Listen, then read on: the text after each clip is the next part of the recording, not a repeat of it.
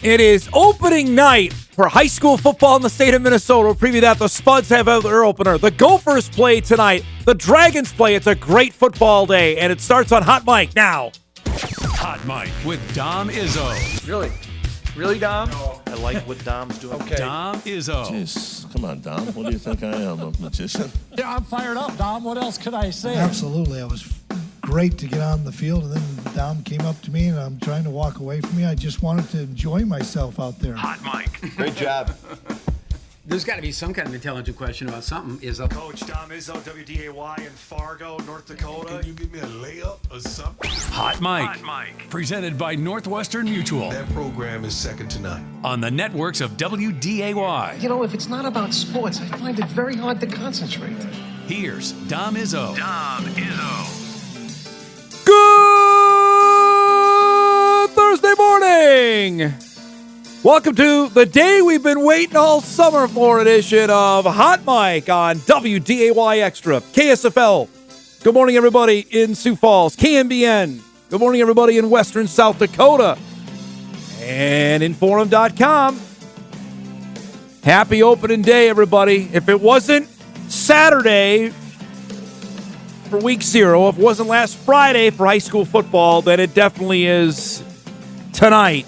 Because we got Minnesota high school football starting tonight everywhere, from Roseau all the way to the Twin Cities. There are games happening. There are Northern Sun football games tonight. The Dragons are playing in a wooden dome tonight in Marquette, Michigan. And a bunch of other NSIC teams are playing. And FCS teams are playing tonight. And the big boys are playing tonight. The Gophers play tonight. The Huskers play tonight. The Badgers play tonight. The three biggest fan bases we have in the upper Midwest that play, quote-unquote, big boy football are all playing tonight. There is high anticipation.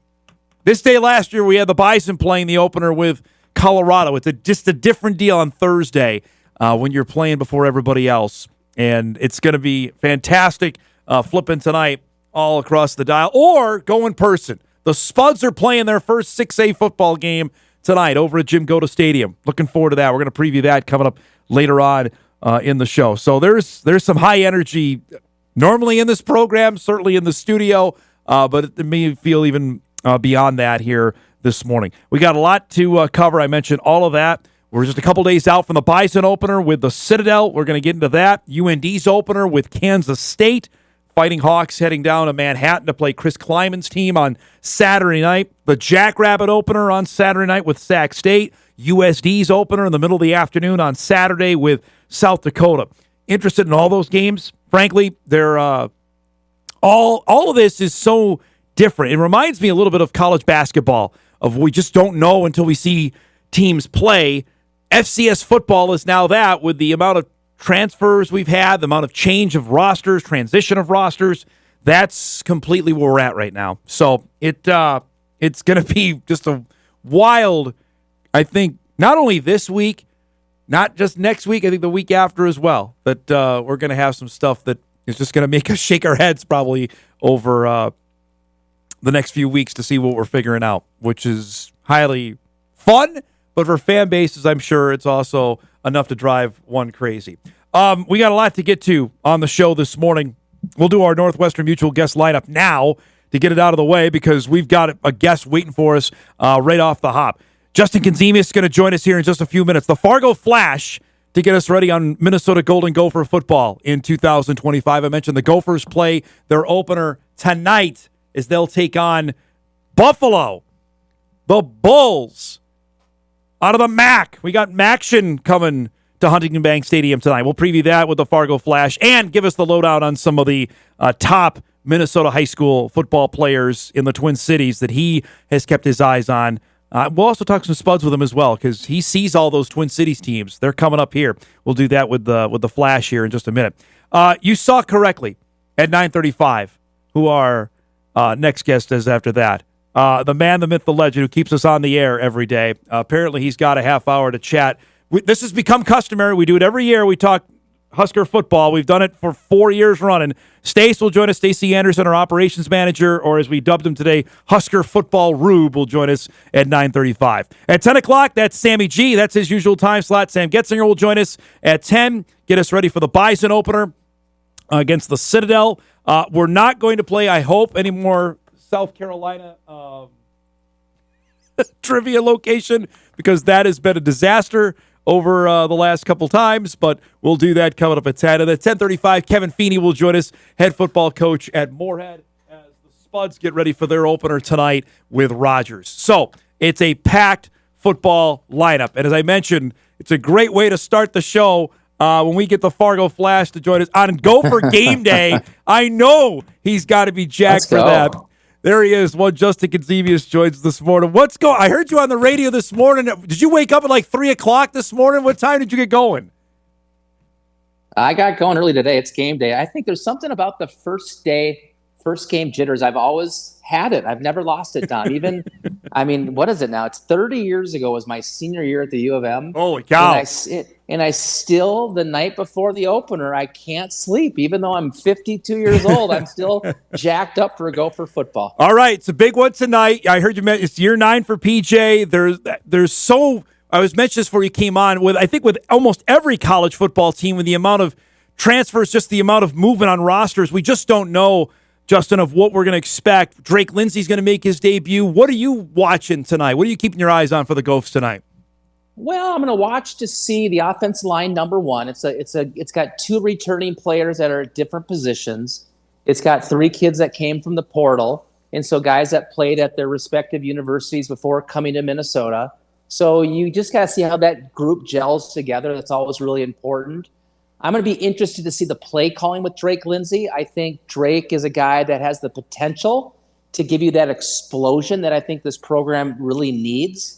It's the ground and pound days, and I know PJ would like to do that, but if you're going to take advantage of a schedule that's fairly favorable, I think you have to be willing to kind of loosen up the reins on a kid like Drake. Now, he's lacking some experience in terms of explosiveness at the wide receiver position, so you need to develop that. But it's going to be really important to have a play calling that allows you to maybe pass when they're expecting you to run on 1st and 10 and mix it up like that. And again, we haven't had a 6'6" kid that can sling it like Drake here before. And so even though it's year 1 and it's the first game, I think from the gates, you got to make your mark that Drake is a guy that's going to be different from what we've seen with Gopher quarterbacks of the past. What do we know? What do you know about him, Justin, about Drake Lindsey? Highly touted kid out of Arkansas. How in the world did he come to Minneapolis, Minnesota? Well, Minnesota recruited him early, so a lot of kids kind of have that first love, right? PJ was there early. He's got a connection through his grandfather that spent some time with the Minnesota Vikings. And Arkansas and the SEC didn't really call as much as he would like, but he was a player of the year in the state of Arkansas, which has got some great football down there. He won a state championship his senior year, and he looks different. So you're going to get your first real look at him tonight, Don, but he's a big kid. Think of like Carson Wentz, right? 6'6", big body, big arm, throws the ball fairly effortlessly, but he's a guy that's going to need to learn on the job a little bit. But I think you put enough talent around him, and I think we have enough pieces, maybe not as much depth as I would like at wide receiver. He's got a great tight end in Jamison Gears that's back from a couple of years that he started now. And, of course, he's got Darius Taylor behind him, right, to hand the ball off to and actually run get him involved in the screen game. But he's a great quarterback. I think, again, experience is going to be his friend, but he's going to need to kind of get baptized by fire tonight at 7 o'clock. Everybody, at least in outstate, is wondering how often we're going to see Coy Parrots line up. We're seeing some video of him in the split jersey that PJ was doing. I'm assuming on purpose that he's going to play. I mean, how many plays are we going to see him on offense here? It's debatable. I still think the package is fairly small. But it's not gimmicky. I think there's a couple of reasons why. Number one, Coy Parrots is a remarkable athlete, right? So the fact that you could even think about playing both ways is hard to understand at this level of football. But I think the other big difference is this is a group at wide receiver that I just mentioned. They're a little bit inexperienced, right? They need some talent. And so a guy like Coy, who's explosive, he can come in and be a playmaker. Now, is he going to be an every down guy like Travis Hunter a year ago for Colorado? Absolutely not. But I think when he gets in, right, if you're a defensive coordinator, it's all about, identification. So when he comes out tonight, I can guarantee you they spent more than they would have liked in preparing for that. But the plays, when he gets in there, he's not a decoy. They want to get Coy Parrots the football. You followed him in high school. Is he better than what you thought? Like, to have the kind of freshman year he had, is that even beyond what you anticipated? Yeah, I mean, I remember that first game, like, oh my gosh, he actually is out there. But then I've seen him at practice when Cade was a part of the program.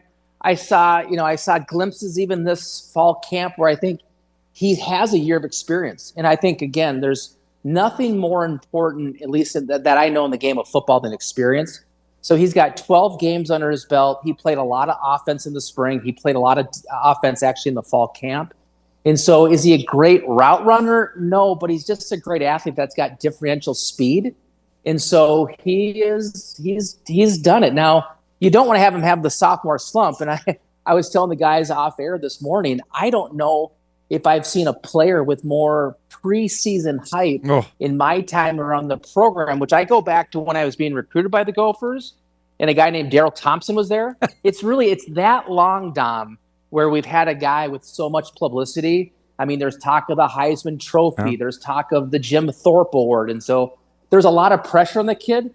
But if there's any guy that can take it, it's Coy Parrots. He's again, he's a big ego kid, but he doesn't just talk the talk. He walks the walk. Wait a minute. There's plenty of hype when you came to Minnesota. Come on now, right? I remember when I had an interception and returned it for a touchdown. I remember the Minneapolis reporters like, wow, you're really fast. And the guys from the Fargo Forum were like, gosh, I remember you being faster in high school.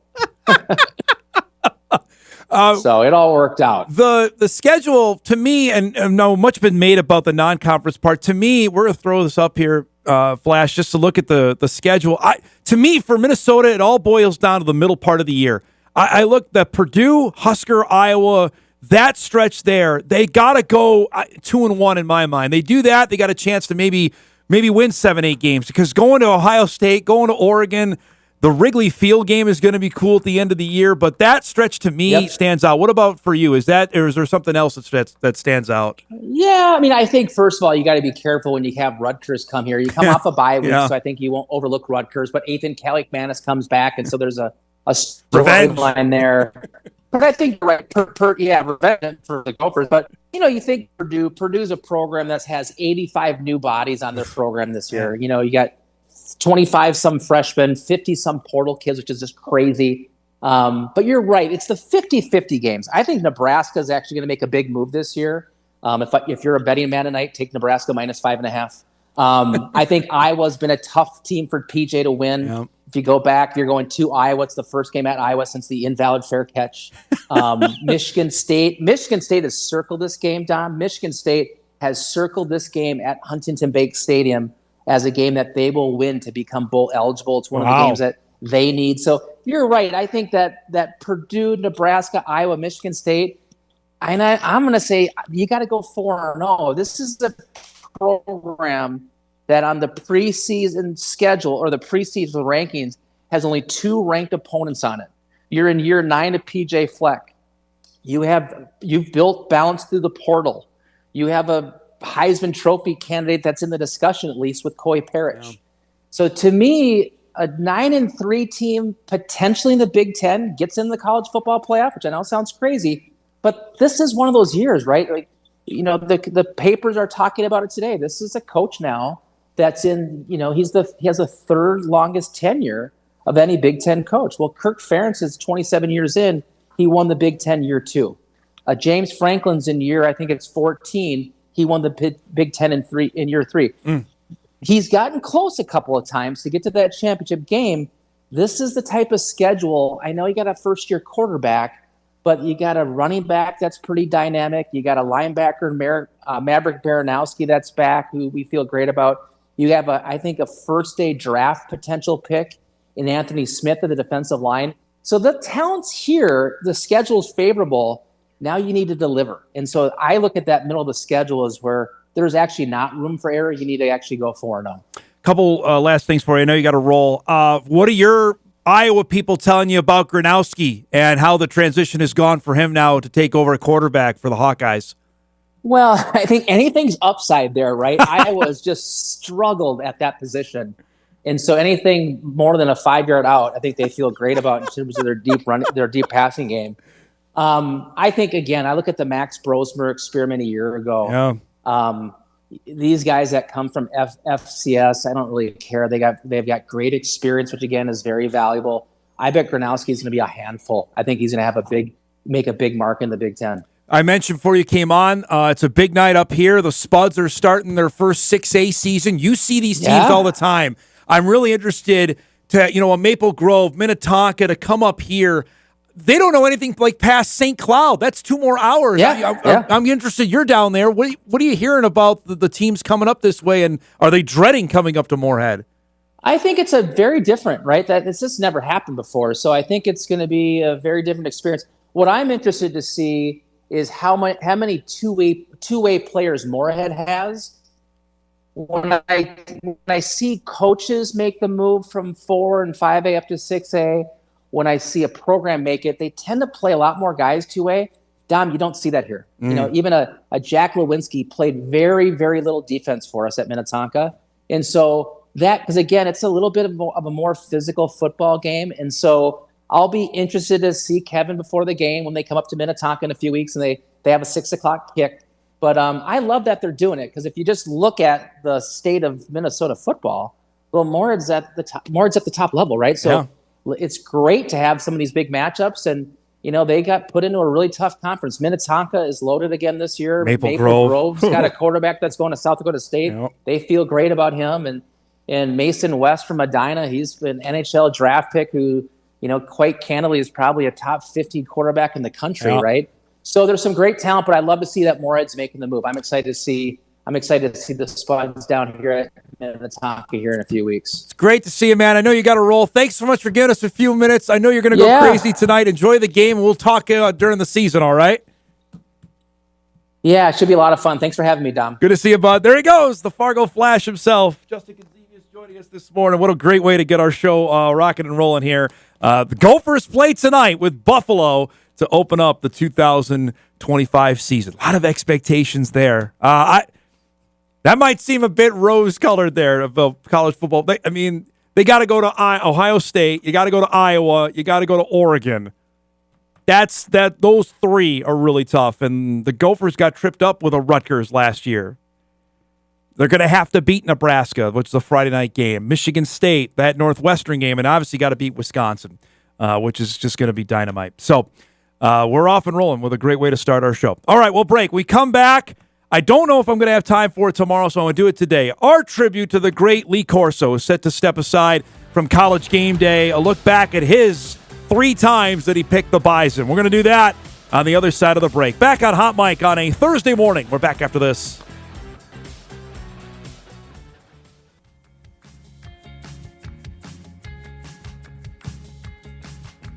Welcome back, everybody. Off and rolling on a busy Thursday morning edition of Hot Mic. I want to get to our remembrance of Lee Corso's time with College Game Day and the Bison here in just a minute. But we've had a busy week of uniform news, and the NFL, I forgot they were doing this today, announced its rivalry jerseys. Now, for those that don't know, Nike has selected 2 divisions to do this each year. This year, they picked the AFC East and the NFC West. So you have to wait out, Viking fans, for the NFC North. So this would involve the Cardinals, the 49ers, the Seahawks, and the Rams. We don't care about them. We do care about the AFC East, because that's the Bills, that's the Patriots, that's the Dolphins, and, of course, that's the New York Football Jets. John, go ahead and put this up. This is the Jets uniform. I'm mixed on this. The helmet is okay. I'm not sure how I feel about the uniform itself, but that's the Jets look. I hate to do this next one. I'm going to freely admit the next one is pretty cool. That's the Patriots ones. Those actually look pretty cool. as much as I despise the franchise and wish they would fall in the Atlantic Ocean, yeah, those are pretty good. I like the uniform color. It's different.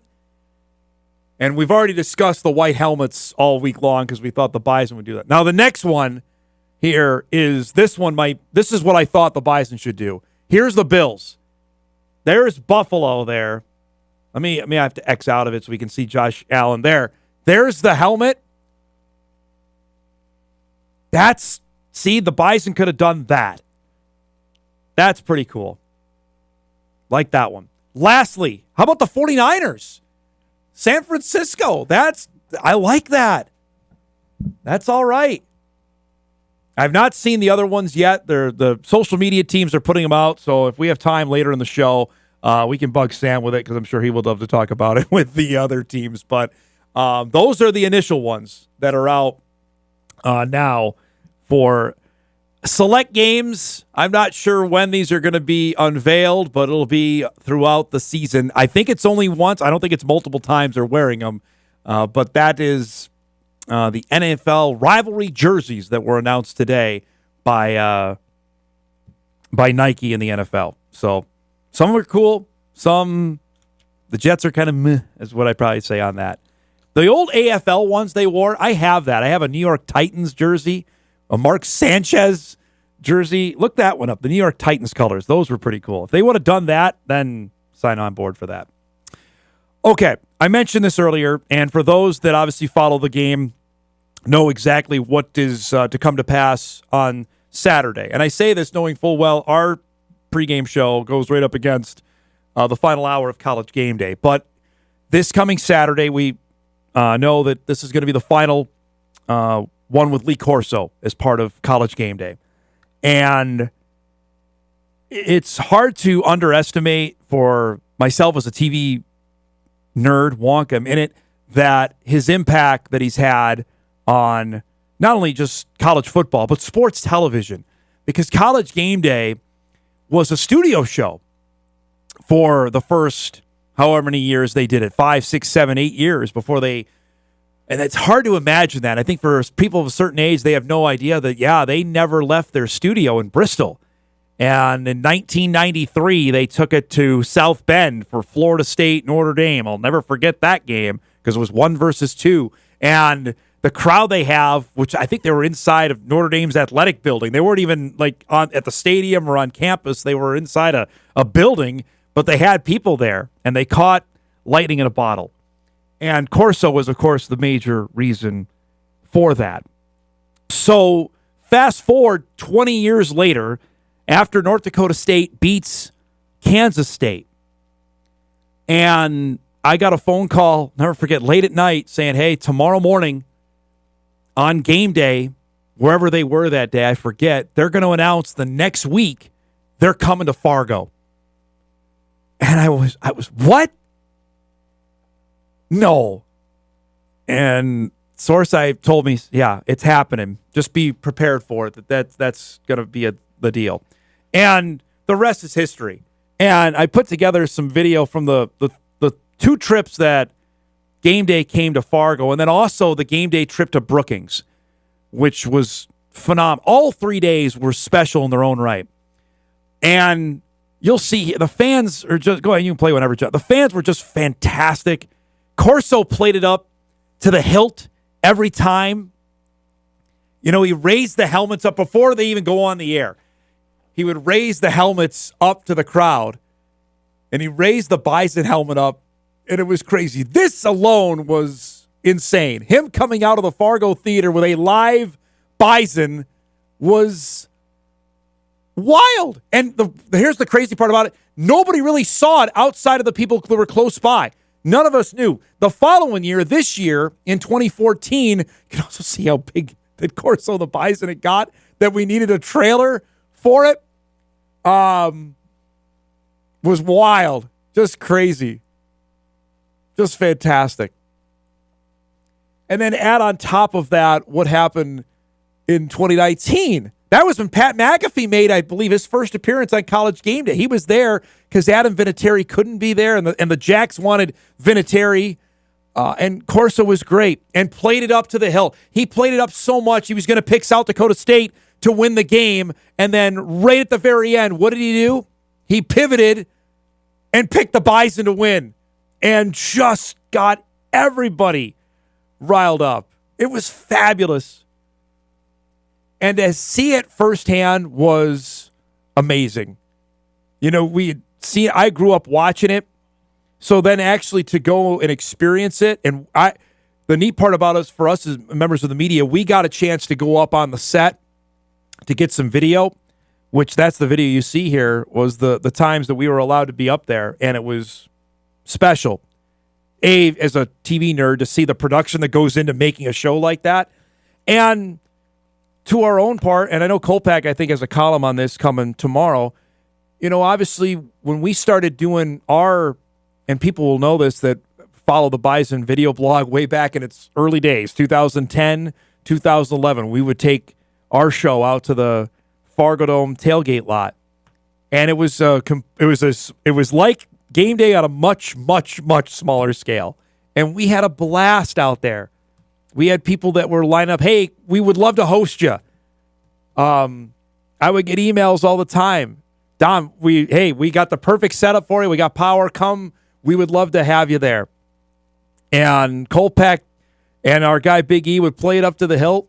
Maybe not as obviously as much as this particular show, but we had a blast, and it was a complete tip of the hat to them and to him because of how impactful that he was and the show still is. And it's going to be different after Saturday. You know, I'm making sure I'm setting my DVR to watch it because we're going to be busy at 10 o'clock on Saturday morning like I have been for the last 5 years, which has been great. But it will be emotional, there's no doubt. I think even for myself, I watched the special that ESPN did over the weekend, and it struck a chord with you just because, wow, it's not going to be the same. And I really hope, and I don't think ESPN will do this, that they won't have anybody else pick the headgear anymore. They'll still pick games. I assume McAfee will take on the foil role at the end of the show, but they can't have any headgear deal. They can never do that again. I would hope not, because that was his deal, and it's the best. Everybody's tried to copy it. No one can. We had our own little deal, and it's fantastic. But I just wanted to make sure we got that because I know tomorrow we're going to get crazy with stuff that I didn't want to forget it. So salute to the legend, and he'll have a great show, and ESPN will do a dynamite job. They're going to Ohio State, Texas, so it's not like they're going to any puny game for his final appearance on College Game Day. So shout out to the coach, and if you have the means or ways to find the two shows they did in Fargo, find them and watch it. It was awesome. When he came out with the Bison coat on in 2014, the second year they came back, it was wild. It was fantastic. Just great. All right, we're over for a break. We'll get caught up here. We come back. The boss will join us for his annual appearance to talk Husker football. Our guy Stacey will join us on the other side of the break. I love that. Husker football Rube. That's coming up. We come back.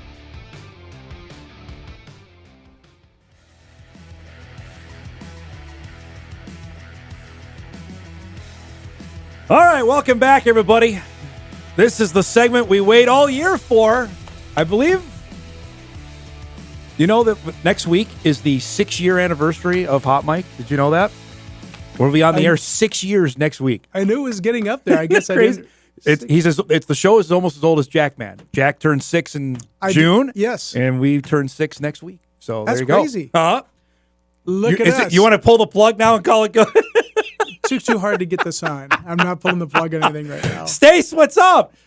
Yeah, it's game day, man. It is game day. You know, Dom, you and I have a habit of spending Nebraska-Minnesota games together. So we did that a couple years ago down in the Twin Cities. That was a blast. Adventurous ride than I did. But Benell and I stood in the end zone. We just walked it. We stayed out. I told Eric, I said, we're going to stay in the Husker sideline, just so you know.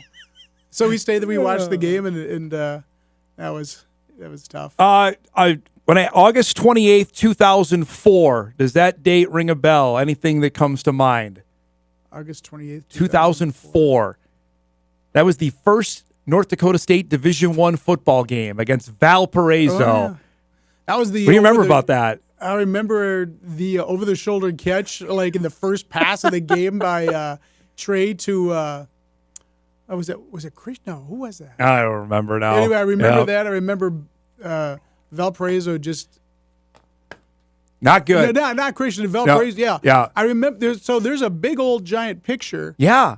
In is it the old Broadway? The sports. It used to be there. That's right. Yeah. It's a big giant of. It was a panoramic of the dome, and it was fantastic. I do remember that now. Yeah. 18,800 people there. People wondering how Division I football was good. That was pre my time here, but what I found out that people were nervous about that. It's funny now because we know what Valpo is now in Division I football, but people just didn't know then, right? I think back then, it was always, being from the upper Midwest, change is never good. Oh my gosh, we're changing. How can we do this? We can't do this. We can't make the money. We can't find the players. And lo and behold, you found the players, you found the money, and everything was fine.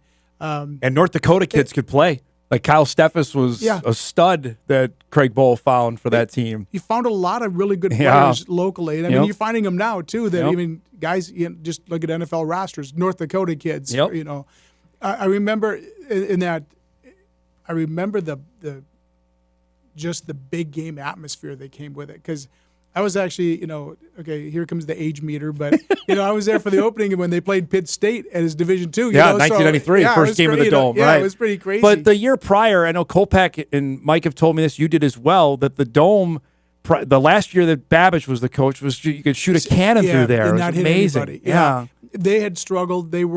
People weren't going. Yeah. There's a fantastic video of, there's like people reading books in the stands while the games are going. And that's like the inside joke with McFeely and Kolpak and I, that you could, so Bison football had struggled there. And then, and that's the thing I'll give Craig Bulls, that he made it an effort to get people involved. To make it a thing.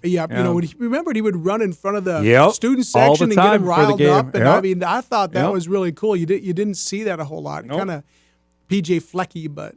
I just got an email in from our guys that the truck has made it to Charleston. So they left Monday morning. It's now Thursday. Yep. Oh boy. Well, they had some interesting travels. Well, we got an email. Did you know US 52 goes all from North Dakota to Charleston? I didn't know that. Wow, I didn't know that either. I don't think they took that route. I hope not. I know they went south right away. I know they made it to Independence, Missouri, and then. Was that the first stop? Yeah. Okay. And then the text started coming that things weren't going. You always have a little hiccup on the road, but it's there. It's there. So, we're ready to go Saturday. So we just got to get there, which we're heading out tomorrow. So this is exciting. It's a different part of the country. The road games to me are always entertaining because I like to show people they're not there, they can't go. This is what we're at, especially this environment, which is going to be completely different being at a military school. And in reading, so I watched the press conference and reading a lot of the notes they have there. I mean, they're selling this game hard. Yeah. They really, really want a lot of fans there. And they're really looking to the alumni to come back to this game because, Coach Drayton is always, he talks about a lot about he wanted to play NDSU at home because he wanted to show his donors, his athletic administration, everybody in the school, how NDSU does it from the president on down. This is how they travel. This is what they do for admissions. This is what just everything. Right. He's going to ask them everything. And it was really, really interesting to hear him talk about that kind of stuff because, here's a guy who wants to build a program. And I think being a military academy is going to be is always going to have some, I don't want to say pitfalls, but some academics things in that nature that are going to be tough to do. He told me because he played obviously at the Citadel, and he played in the heyday of that conference when Randy Moss was playing at Marshall. Yeah. Terrell Owens was playing at Chattanooga. Yep. Like that, he said that was the SoCon. Georgia Southern and all those teams. App State really, was there. Really good schools. I mean, it's obviously it's taking hits because those schools are no longer there. Marshall left a long time ago. Obviously, App State and Georgia Southern have been gone for a decade plus, and it's taken a while for them to get their feet under them. Your school, Mercer, is now taking the kind of the bull by the horns. Is that it's our time now to take a hold of this league, and they've only had football for decade plus now. Right. And you look at Mercer. I mean, it's funny that they're the team because they built their built their chops on playing defense. And so they, which is normally opposite of what schools try to do. They want to sell These the days tickets, it is. and Mercer went the other way. East Tennessee State again. They've got. Those are the SoCon. I think is becoming. They got to build it back up. Yeah, I think they. It's a football-rich environment. No.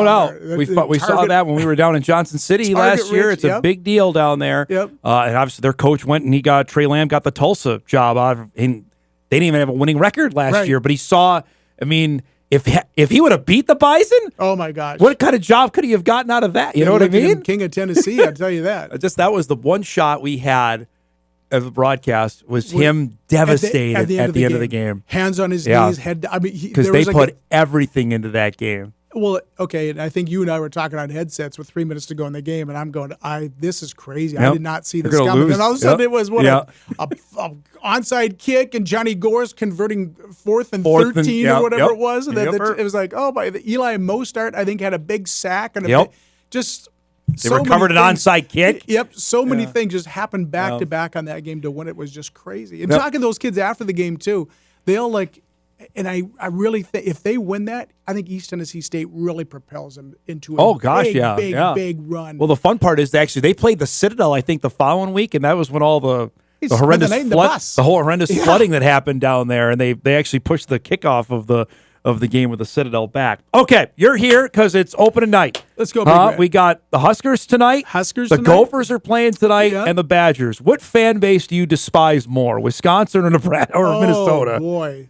Of those two. I know you have other ones you despise. But I would say probably...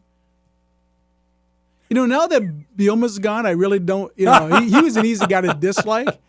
Well, he's not gone. Remember, he's in Illinois now. Oh, I know, but from Wisconsin. Yes. So I'll just say Minnesota. Yeah. But I do think it's nice. I see the Fargo Flash and our guy John Kleitz upstairs all wearing their Minot stuff. I think that's really cool. Even though the Gophers are playing tonight, they're supporting their Minot, maroon, gold, big M. So I think that's nice. Well, here we are. So last year, finally a bowl game. The Raiola era is here and underway. What do we make of first off, last year of how it went? So 7-6 last year. Rule has started every year fast, faded at the end. If you look at his track record as head coach. Yeah, the win over Colorado, I thought that everybody was going nuts, right? That they were, here we go. Nebraska's back. And then they stumbled again. And granted, it's the Big Ten. I mean, I get all that too. But,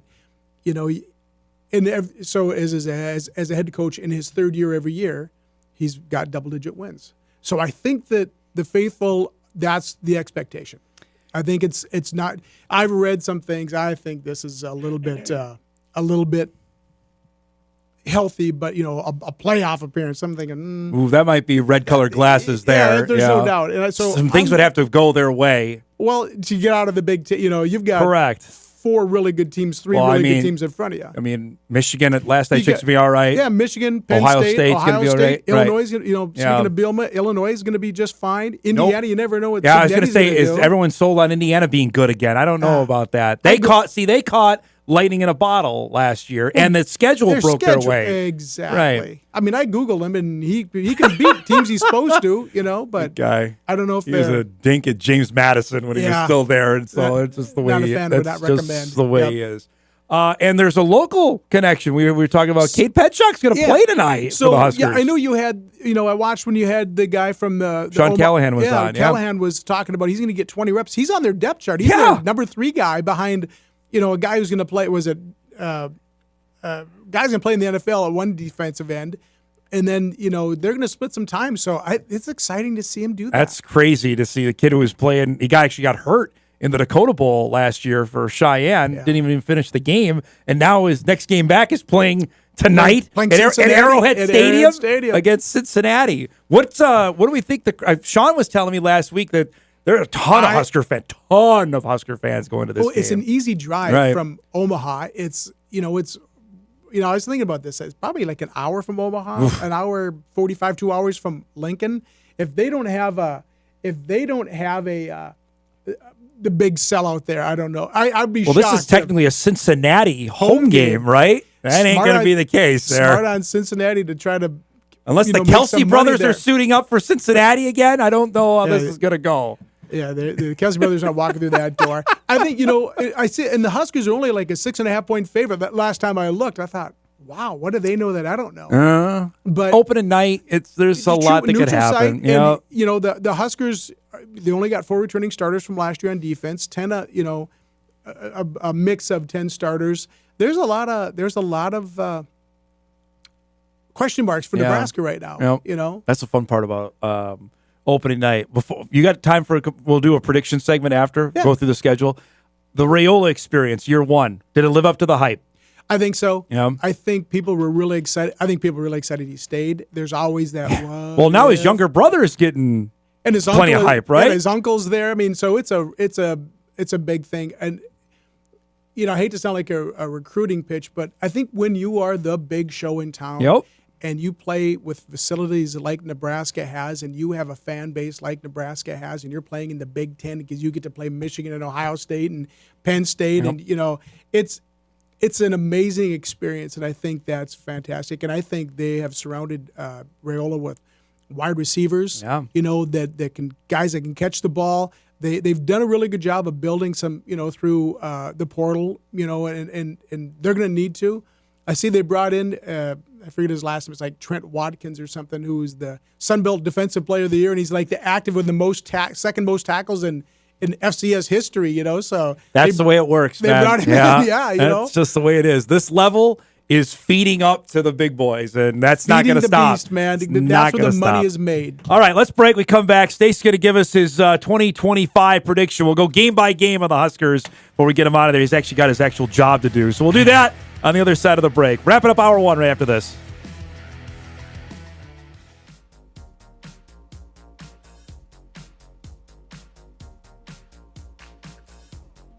All right, wrapping up our first hour. You want to spit your hot take on the Jacks? We were talking about off air. I think they're going to be pretty good. We put our poll. You said. Yep. So I said 4th. I put South Dakota State as 4th. I have NDSU, USD, Illinois State, and South Dakota State. And here's why. I look at the losses they had, players going with Jimmy Rogers up to Washington State. Yep. The unfortunate passing of their running back. White. Yep. And I just think that those things are hard to come back from, because I have talked to several people down in South Dakota State fans, and some of them have recruited, like their recruiting class, when they lost all those, you're kind of in desperation mode. Yep. And they're recruiting guys that were being recruited by Division II schools. So that's what I'm putting it on. Okay. in South Dakota, this is such a weird year because South Dakota, I think, had an incredible team coming back until their entire offensive line until leaves. April's portal window. Yeah, and their defensive line leaves. And, they controlled the line of scrimmage through a lot of that. Mikey's Grace was a fantastic player.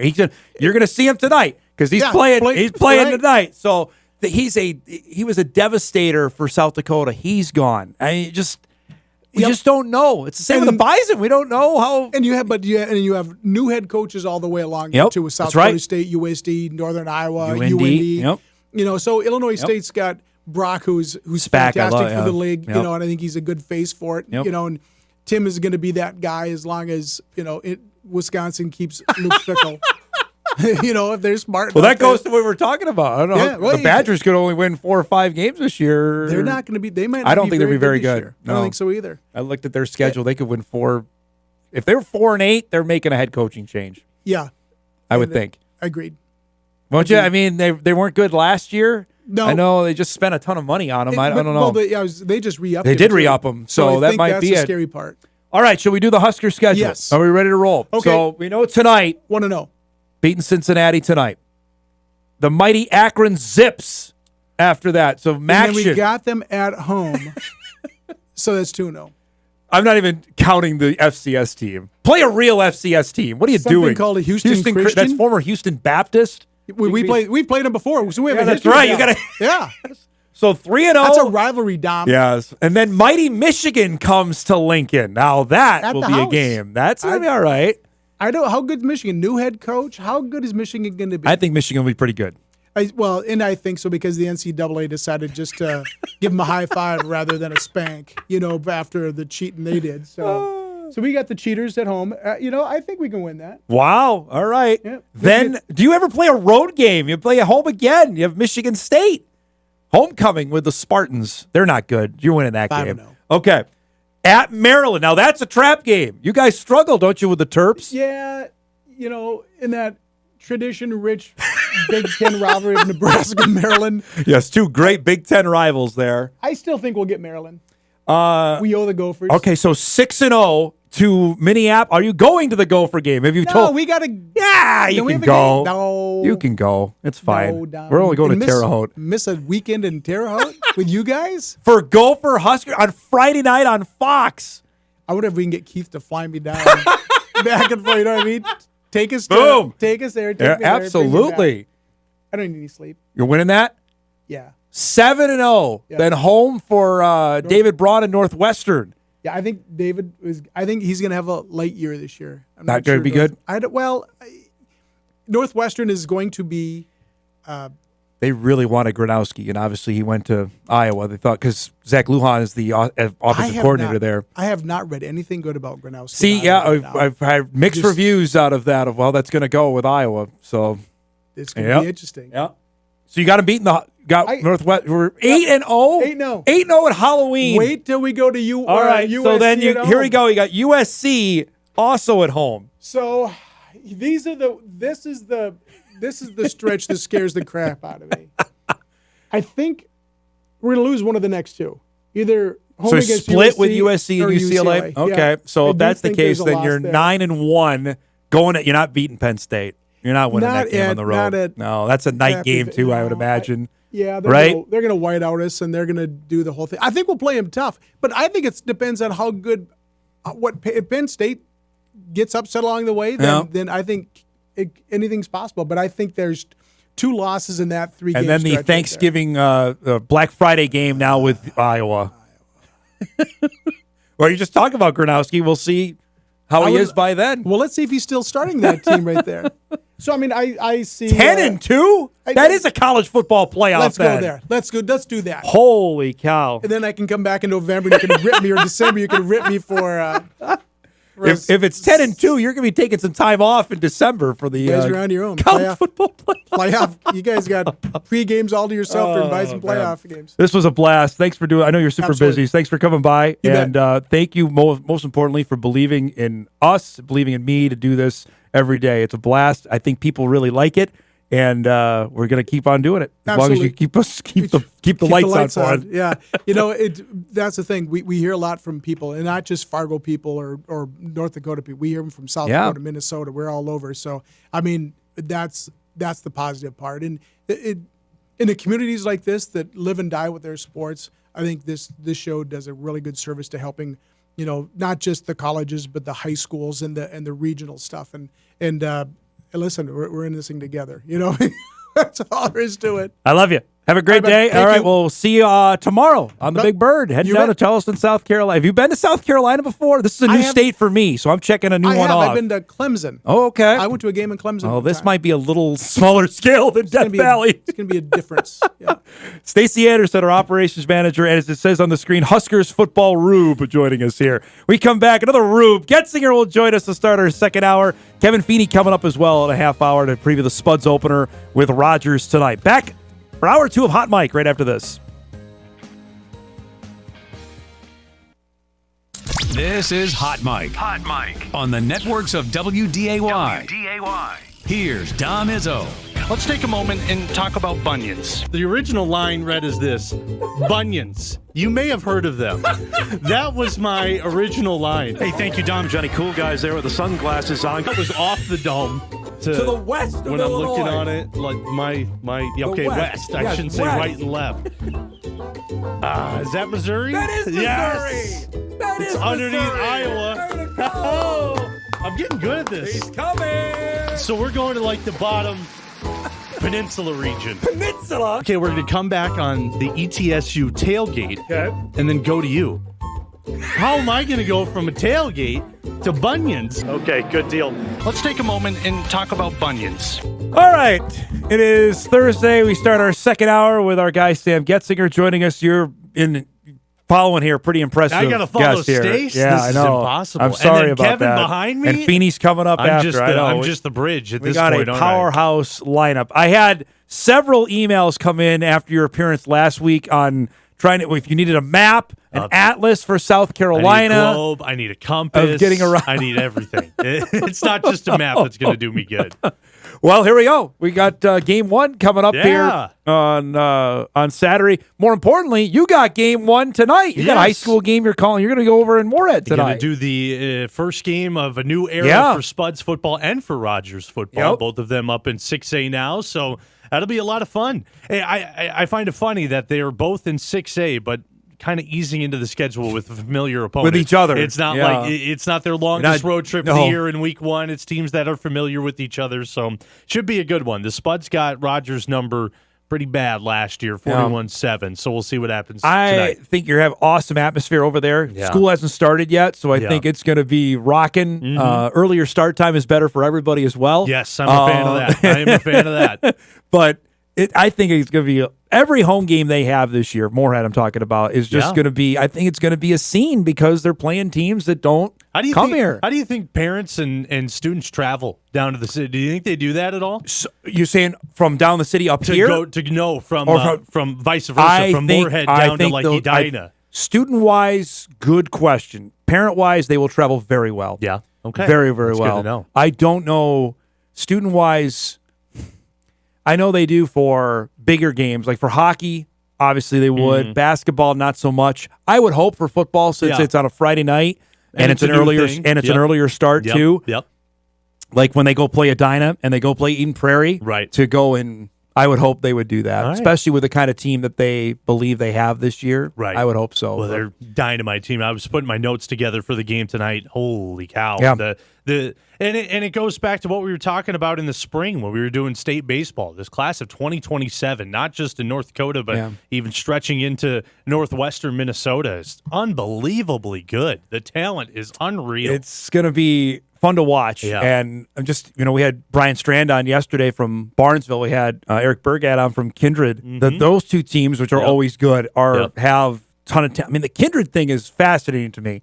For how big they are, people, right? And they're just pumping out Division I athletes. And what they have, what's the secret? Yeah, it's really impressive what they're doing over there, and it's not just football; it's other sports as well. Basketball down the list, multi-sport athletes over there, and both on the boys and girls side. So it's impressive. All right, so we've reached game week here, and game day, just a couple days off for NDSU. You've been at camp all the time. Give me is a storyline or two or position or player you're eager to see play that maybe we haven't seen play that comes on Saturday. I'm not gonna go with Cole because I think we've knocked that out of the park here. Obviously, that's going to be an interesting point to it to see. I mean, one, how much is he going to play if the score gets to what it could be? How soon does Nathan Hayes get into the game or something like that? NDSU is a 30.5 point favorite in the game Saturday, according to FanDuel. Wow, 30.5. Okay, so that's a little bit more than I think what our quote-unquote experts have been thinking. So how long is Cole going to play, and what's he going to do in the time that he's going to play? Obviously, the running backs is an interesting position. I'm curious, how dominant are the linebackers going to be? Yep. Not just the first unit, the second unit that's going to go out there, whether that's Ray James, Peter Haugo, Oliver Luck, Austin Altapeter, Noah Taylor, the list goes on and on. How dominant are those guys going to be? You mentioned one name there. Ray James is one I think you better watch. He's now on the two deep. He's the backup to Donovan Woolen. In for Alex Elliott, who's going to miss some extended time, right? Ray went all last year on the scout team basically with a torn labrum. Yeah. And didn't get the surgery till afterwards. So he missed all of spring ball. He's a larger guy. He can fly up. That's a name 25 out there. I keep an eye on defense come Saturday. I'm also curious, not so much position groups, but in-game scenarios. Since we're going to see them for the first time, a brand new look Bison team. How are they going to handle a third and long against a different team with a new offensive coordinator? Exactly, a potential 2-minute drill at the end of the half because I don't think they'll have one at the end of the game if all things go to plan. How are they going to handle that? 3rd and 2 on the other end. What are you going to do there? Got to have it stop and whatnot. I'm curious about that, how they're going to handle that. They've looked good in practice. Have they looked Cam Miller 2-minute drill good? Yeah.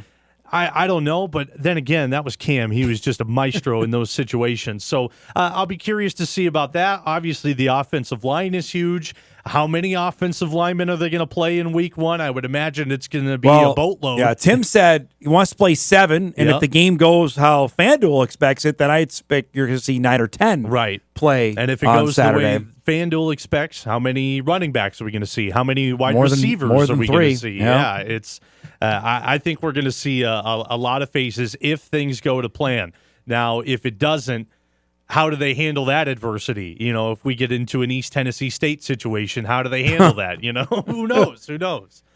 Yeah, I don't know if they're not as talented as ETSU was. I think I agree. And again, I didn't know how talented ETSU was until we got into the game, and all right, they're better than I Their thought. Quarterback can run around. I mean, a little bit. Citadel's got a couple guys. Jamison Roberts, their linebacker, number 5, is a dude. You'll keep your eye on him. He's a preseason SoCon pick. They've got a Cale Williams, a defensive back, number 13, who's second on their team in tackles last year. He's a preseason SoCon pick. So there's a couple guys on defense. Offensively is a huge question because they have one guy who's thrown one pass at quarterback on their roster.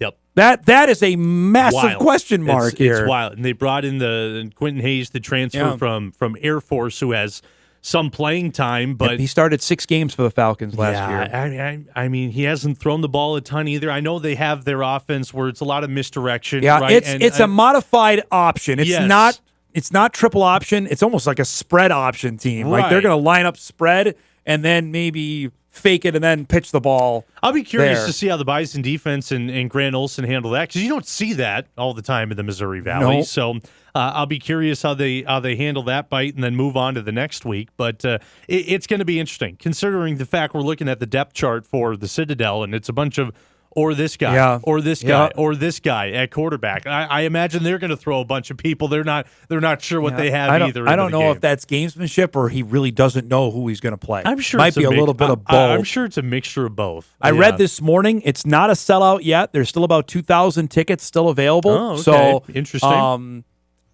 We've had the great debate of how many Bison fans are going to go. What's the number that you guys decided on? I said 1,500. I would think that's probably how many went to ETSU? Less than that. That was right.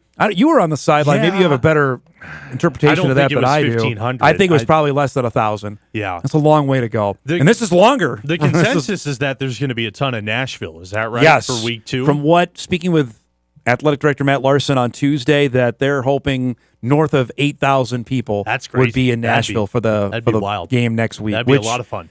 And there's going to be a handful that are going to do the double, that are gone now and going to stay and then go to Nashville next week, which is what the intention, I think, of scheduling these games and how they came about.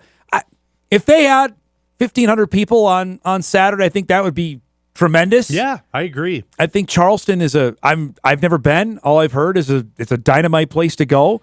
That might attract some more people than Johnson City, Tennessee did, per se. I agree with that, and I get the Bison fans will travel well. I'm just curious about fans in Charleston. How much is the Citadel on their radar? In a football-rich area like we're that going to have Scott Eisberg is going to join us tomorrow from WCIV, good friend of ours. He's actually been to Fargo. He's covered Charleston Southern when they came up here, and the pecking order. I mean, Clemson is playing LSU Saturday night.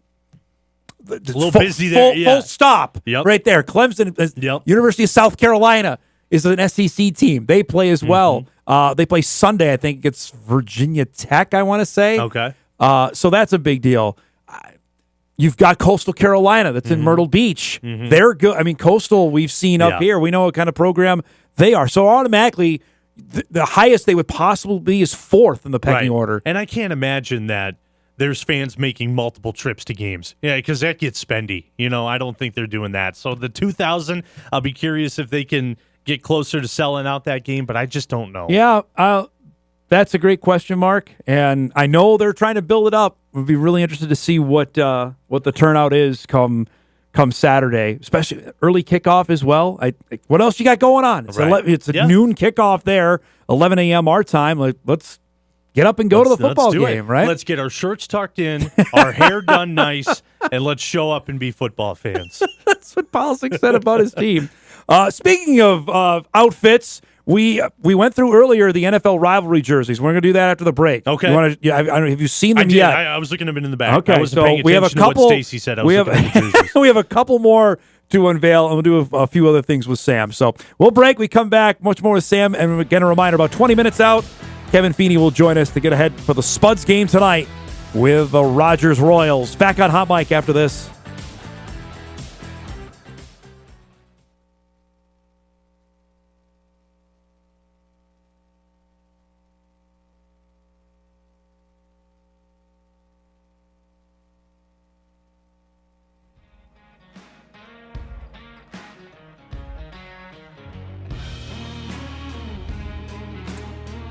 Welcome back, everybody.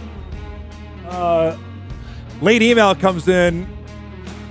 Got to read this one. This is good. Here we go. Let me make sure I get it. Sorry. Don, my wife came running in when she heard the Bunyan guy was coming on. Yes. I don't know if that's the nickname you want. But there you go. The story of Fan Day last week, and when I was talking to them, the realization hit. There is worse things to be known for. I will take being the Bunyan guy as long as we're all under the understanding I don't have bunions. I've mentioned them in the past. Oh gosh, but it's okay. I'll be the Bunyan guy. We're on high alert for Bison game day starting on Saturday for any of those kind of stories that may.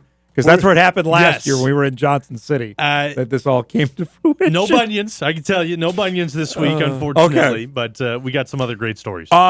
Speaking of that, that's a good shameless self-promotion here, that you're working on a couple really neat story on what some Bison football players were doing during the quote-unquote off-season. Yes. So during the summer, we did the story last year about them with Luxury Exteriors, a couple of the guys in the team that have started up this window washing company in the Metro. We did the story last year, but this summer, we went out and actually went and watched them work. Yeah. And their business has grown substantially since the last time we checked in on them. And this is a real deal now. Logan Larson's kind of the owner, CEO of the thing. There's 15 football guys that are helping running the show over there. 15? Yeah, wow. From guys doing the gritty work like Brady Wavnerick and Oliver Luck washing the windows to Nathaniel Staling, Keenan Wilson going door to door selling. It's quite the operation. So we followed them around. We'll have a shorter version on game day. I'll have the full version online after over the weekend as well. So be on the lookout for that. It's a pretty neat deal what they're doing, and it's creating NIL because not a lot of these guys don't get the millions of dollars that you see at certain FBS schools. So they're doing hard work and making their own money. Also got another one, the Sanford Spotlight this week's on Nathaniel Staling. It's going to be a very heavy Nathaniel Staling Saturday, I feel like. He's going to get plenty of airtime, and especially with what he could do on the field this year. He had his shoulder issue last year, led to surgery. And then after that was all done, long rehab process, he went on to work for Sanford, talks about that experience over the summer. Wow. So Nathaniel went from working 2 jobs, going through rehab as well, and now is going to be the starting linebacker here. So that's what we got coming up here. Then, of course, we got the Pick'em. Yeah, you ready for that? Yeah. I don't think I'm too against the pack, and I'm kind of regretting it, but I will see. I want to win. I want to win this year. Well, you can't be any worse than you did last year. So I thought I did okay. I thought I was doing okay, and then I went off the rails. Well, Kyle's already fully admitted he hasn't done any research. When he put his picks in Monday, I sent them out Monday. He responded Monday night. Ready to go. So it's better than usually shows up on Saturday morning. What are the games we're doing? So at least he's got a week to think about it afterwards. Head on a swivel for what we're going to have on Saturday, and we're right up to the kickoff. So this is going to be new. We've never done anything like this before, where we've been on the air, and then normally another network has had the game. Like last year, we had Bison Game Day at 10, and then ABC had the game right after us. We weren't doing it. We're doing the game. Right. So we're actually going to start on the field, then Kyle and I are going to run up to the booth. Right. You and Kolpak are going to stay down on the field. The beauty here. of TV magic, it's going to look seamless. It's going to look fantastic. No issues are going to happen. So it's going to be fun. Well, I got an email from the boys that Strecker emailed me that they have made it. They are they are at Johnson Haygood Stadium. There, we'll show that later here before we go. But I like the truck castle in the end zone. Yeah, the tower deal that will be cool. Everything about this is going to look fantastic on television. I really think so. I'm a fan of SoCon facilities. They look nice. And by the way, let's do a quick Storm Tracker update here because we love playing meteorologists on television, even though we're not. The weather looks like it's not going to be a deal. What do we got? Last I heard, now it might have a chance at rain during the game on Saturday. Let's look here. 10-day. I've been training for Saturday. heat. It says PM showers, high of 81. Okay. Mostly cloudy skies with a few showers later in the day, high of 81. Winds east at 5 to 10. That's not going to be an issue. Chance of rain, 30%. What's the H word? Humidity. It doesn't say. I don't get humidity on this. But we can do that. I think you better expect the humidity is going to be high because the low is 71. Okay. So I think you could probably anticipate it's I've been training. I've been training in my apartment. I turn the heat all the way up. I've been eating tablespoons of salt every once in a while. Pickle juice? You've been drinking that too? Drinking pickle juice like it's nobody's business.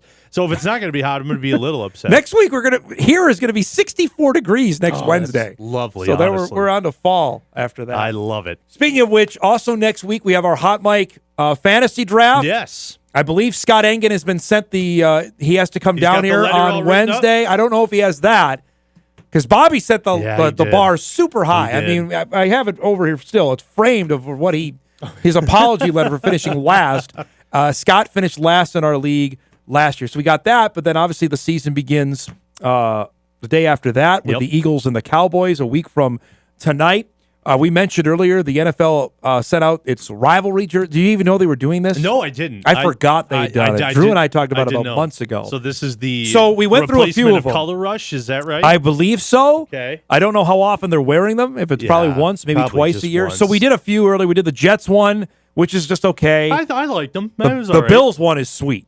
Buffalo's one is what the Bison one should have been. I don't know. I'm Y'all not white? I'm not a huge fan of the solid white. I don't like put some pop in the helmet or something. John, this is what the Rams.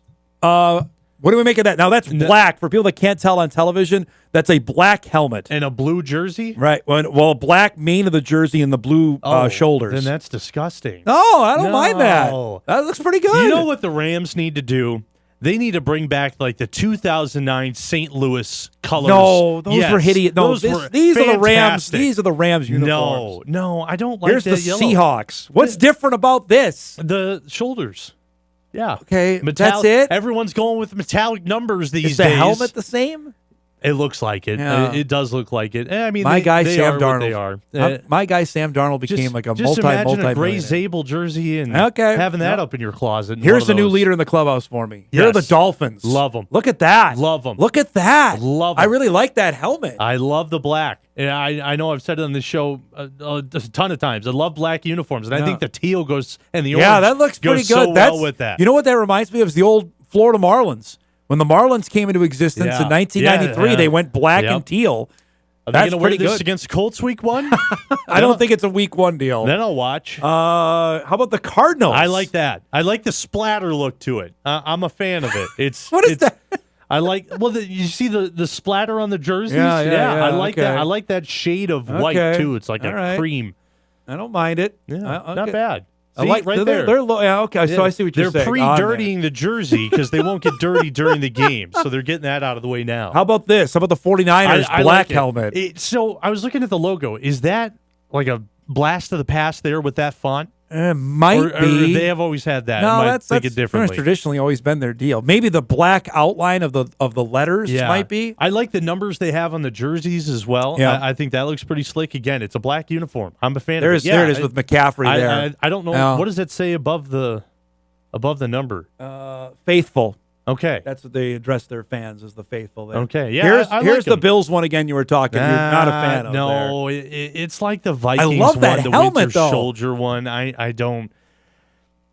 Could you imagine calling that game and trying to figure out who's who?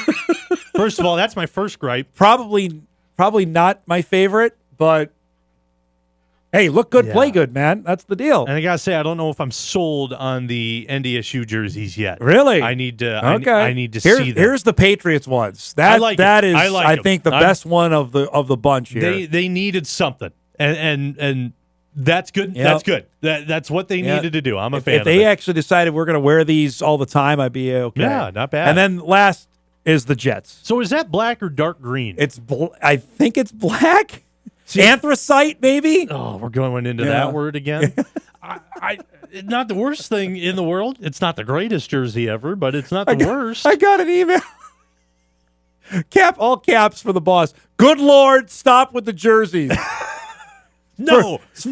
It seems fitting as we're out I'm of surprised you time didn't bring here, it up with him. Oh gosh, I think he would have pulled the. You see the plug down there that keeps us on the air. You know who's got horrible jerseys that needs a revamp? It would be Nebraska. They need a little something. They need a black. You still uniform. have to go back upstairs there, buddy That's boy. fine. I'll go up with my guard up. I'll be ready to go. Great stuff this week. We look forward to seeing your stories on Saturday and staying cool on the hydrate properly. You got to do the report on the turf. I need to know how the moisture comes off the turf. I'm calling. I don't know if I believe that yet. So once we get down we'll see. We need that story. Yes, we'll see. have that during the game. Sam Goetzinger joins us each and every Thursday. Great stuff, bud. We will see you on the Big Bird tomorrow. Absolutely. Heading to South Carolina. We'll break. We come back. Sam will be on the call tonight. We'll preview it. Moorhead and Rogers. Head coach Kevin Feeney will join us on the other side of the break.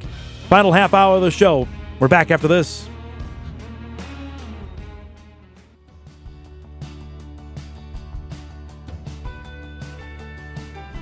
Welcome back, everybody. Don't forget, tonight, high school football game of the week will be over at Jim Goda Stadium. You can see it live here on Extra. Rogers, the Royals are in town to take on the Moorhead Spuds. 6 o'clock.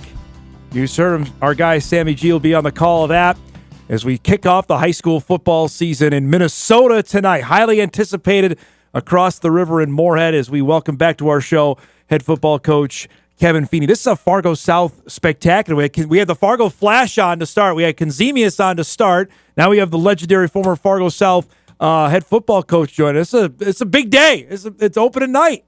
It's a great day. It's like I said, it's Christmas Day for these guys. These guys have put in a ton of work. It's time to put that ball in the air and let us see where we're at. So I appreciate, by the way, you texted me back considering the amount of attention the Twin Cities has given more. I don't know if you were going to big time me now that the Star Tribune and Care 11, they want to talk to Moorhead. How's that been for the last little bit here? It's been good. It's been great for our school and great for our program to get a little bit of exposure. But the joke was, Dom, we had a coach on our staff that said, you know what? We actually have football seasons prior to this year, and we actually have really cool uniforms. So we have been a real program before. It's a good way to put it there. We've been talking about this, it seems like, for the better part of a year about the anticipate. Now it's here. So tell me just about tonight. This is a team you've seen before, but does it feel? What you think tonight feel different, even for you? Yeah, I think it does. I think the kids understand, the task at hand, and we've talked about it. But I've said it to the kids all along. The standard is the standard. We're not going to change how we do things. We believe in what we do.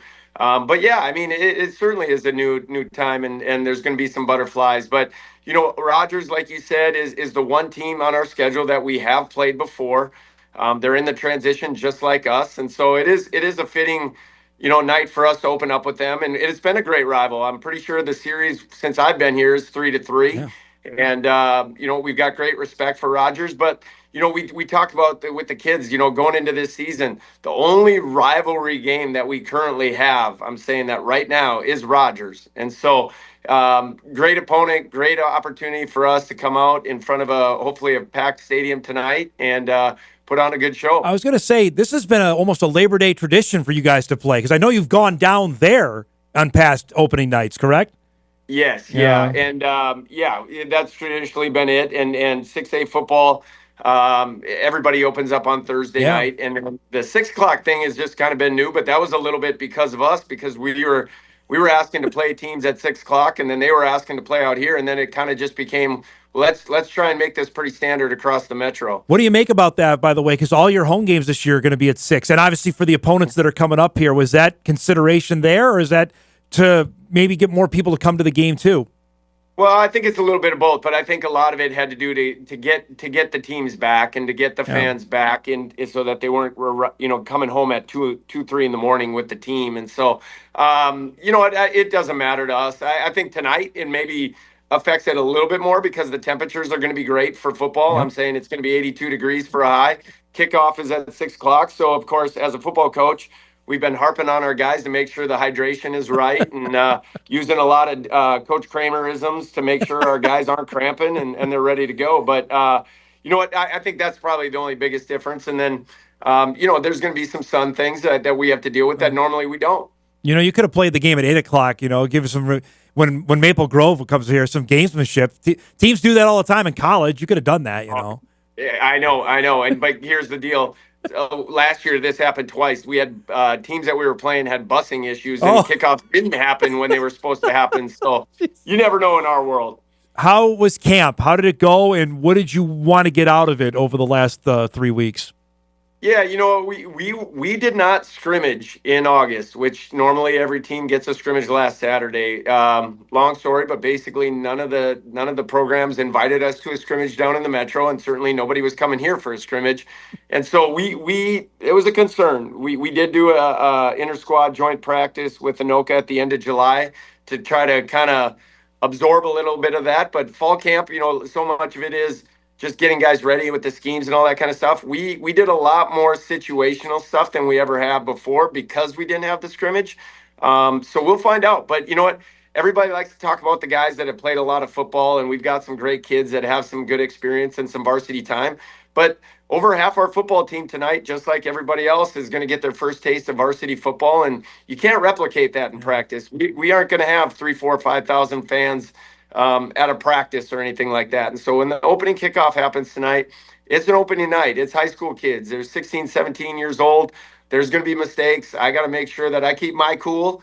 And then that those guys are just kind of keep moving on and move on to the next play if mistakes happen. On the scrimmage deal, did you reach out and you were told no? Pretty much, yeah. Wow. You know what? We had one invite from Lakeville South. Lakeville South is a long way away from us. Long way away.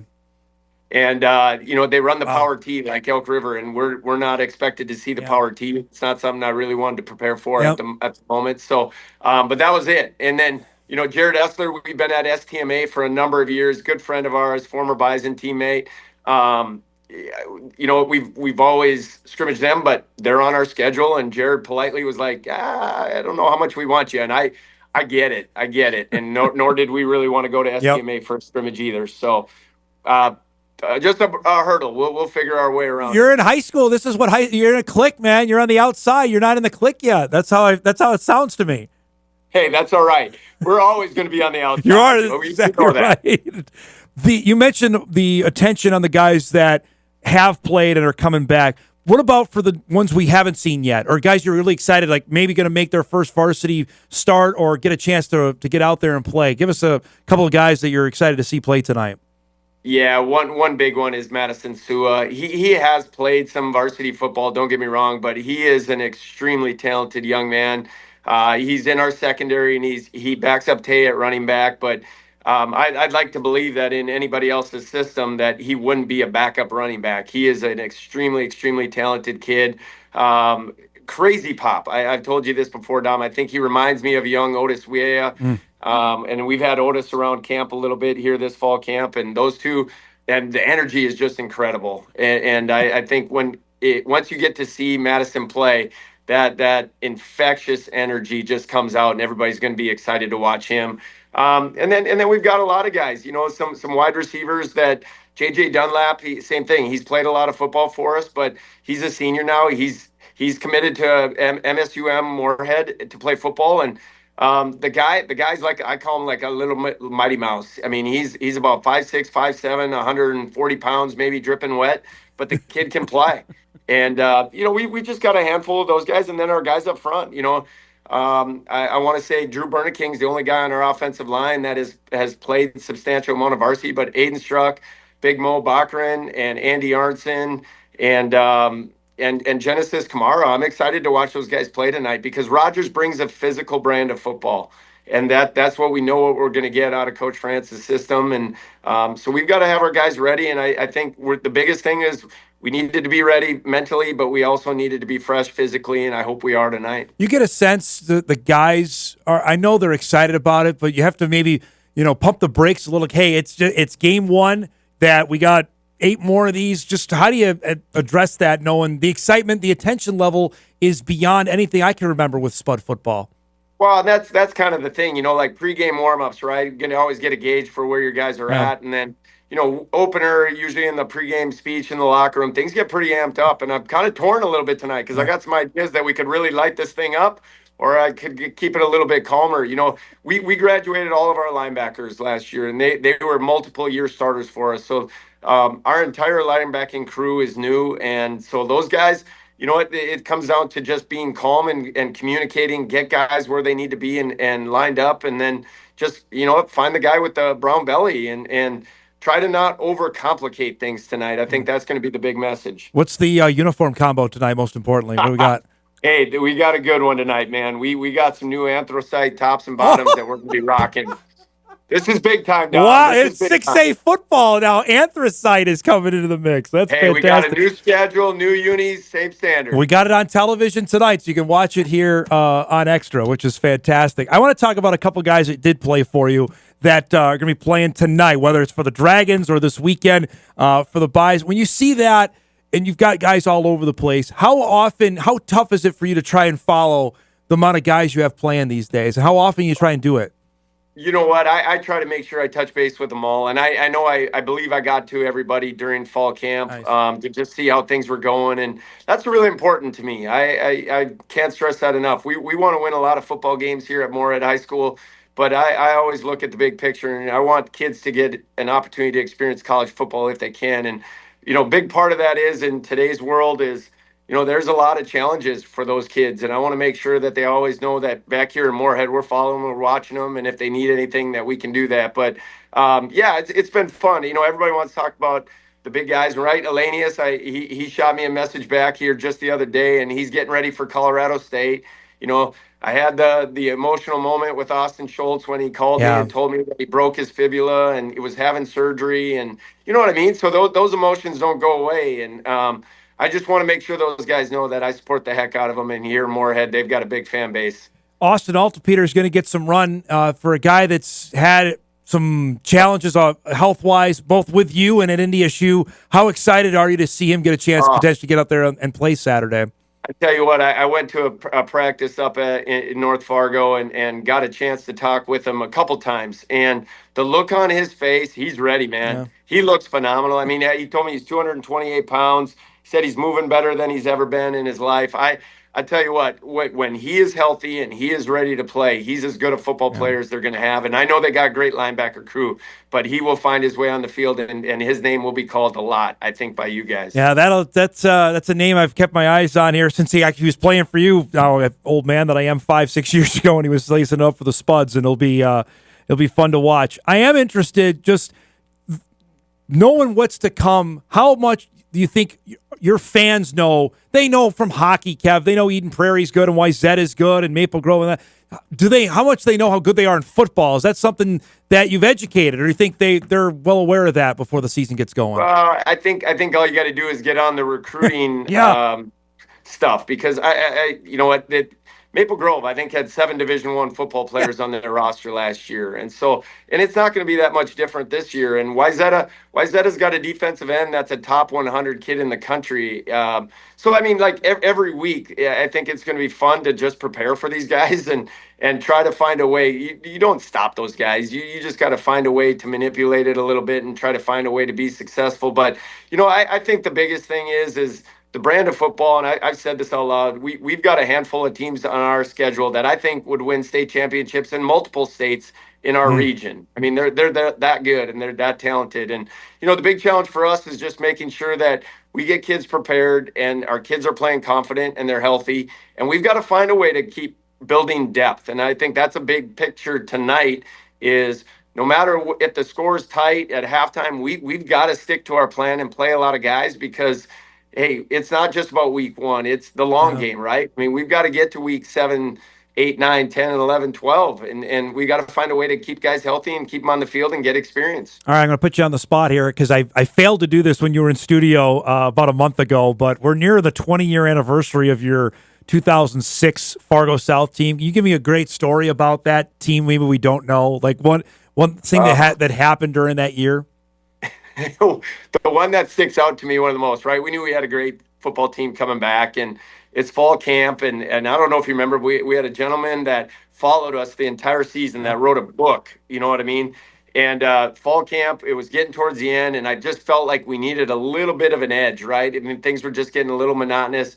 We needed an edge. We were going to do this massive circuit training, build mental toughness at the end of fall camp, right? And I had all this stuff set to go. And then a huge lightning storm happens right at the end of fall. You know, like I'm talking at the end of practice, and the trainer's like, we got to do this. And they're all like, oh, we're not going to do it. I'm like, no, we're moving it inside. And we went in the old Bruin gym, and I'm not lying to you, like the stickiness, I'll never forget it, because you put 100+ guys, and I'm talking, we busted it on these guys. And I think they'll tell you that was the hardest day of that entire season, and it happened in a gym, not out on the football field, because we couldn't be out there because of some lightning. Wow. But I'll never forget it. And the gentleman that was writing the book, he was like, "Oh my gosh, I didn't know that stuff still existed." And but that football team, physically and mentally, was a phenomenal football team, and I still get to keep in touch with those guys too. And unfortunately, sometimes it's at some not fun events, but it's been fun to see that some of those guys and follow them. I can't believe how old they are. I just, in my mind, they're forever that 16, 17, 18-year-old.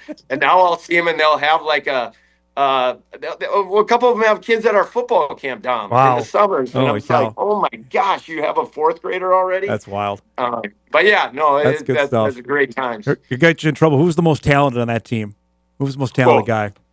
Gosh, that was so good. I tell you what, O-linemen never get enough credit. Yeah. Austin Richards. I knew you were going to say. I was going to go with that. Austin Richards would be my pick. I mean, I could go down the line, but Austin Richards, man, he was a special football player, and he played. And I say this all the time on your show, Dom. The most lovable term I can give him. He's one of the nastiest players I've ever been around. Yep. It's great to see you, bud. Thanks so much for doing this on game day. Good luck tonight. We'll be over there, and we'll talk to you soon, okay?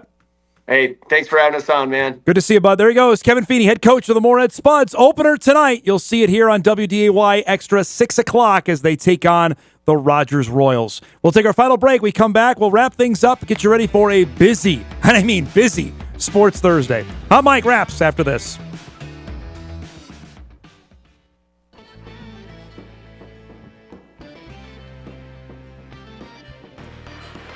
That is Johnson Haygood Stadium in Charleston, South Carolina. Our crew is there, set up underway. Looking forward to that. We will be there Saturday, 10 a.m. for Bison Game Day. I'm not sure if that's our exact broadcast location. It might be close to it, which is not ideal for looking down the left, but we'll deal with that. But Dynamite, looking forward to it. Coming up on Saturday to start the 2025 season. Believe this already? 21, 22, 23, 24. Our 5th year doing it. I remember sitting in here when we found out we got the deal. Like, holy cow. And now we're into year 5. This will be fantastic. Looking forward to that coming up Saturday. And with our usual cast of characters joining us to get us going. What a packed show here today. Hey, tomorrow on the show, Corey Provis will be back with us. Twins will be back home. I believe they have the Padres this weekend. Lost a tough one yesterday in Toronto. Also, it begins tomorrow. Our yearly pick segment with my Pops returns tomorrow, 10:30. Don't miss it. Then every Friday, as long as he's not going to big-time me, he will join us to pick some winners. We'll do some college football tomorrow, and then a week from tomorrow, we'll do our weekly NFL picks, which I know is probably our most popular segment we do on the show. He will be back, and he's doing well. And we're looking forward to having him back on the show. So that's coming up tomorrow. Looking forward to that. It is a crazy busy day. I told you earlier, the Dragons, good luck to them tonight as they open up with Northern Michigan. If you missed our conversation with Steve Lockway on Tuesday, 5 o'clock kickoff there for the Drags. They take on a Northern Michigan team that's really struggling. And you can see on our ticker all of the games that are happening around the area, high school football-wise, not just the Spuds one tonight. We know Barnesville's playing up in Roseau. There's a bunch of our teams. Monoman-Waban has its opener tonight, so we'll keep our eyes on all that. All right, let's do some What to Watch before we get out of here.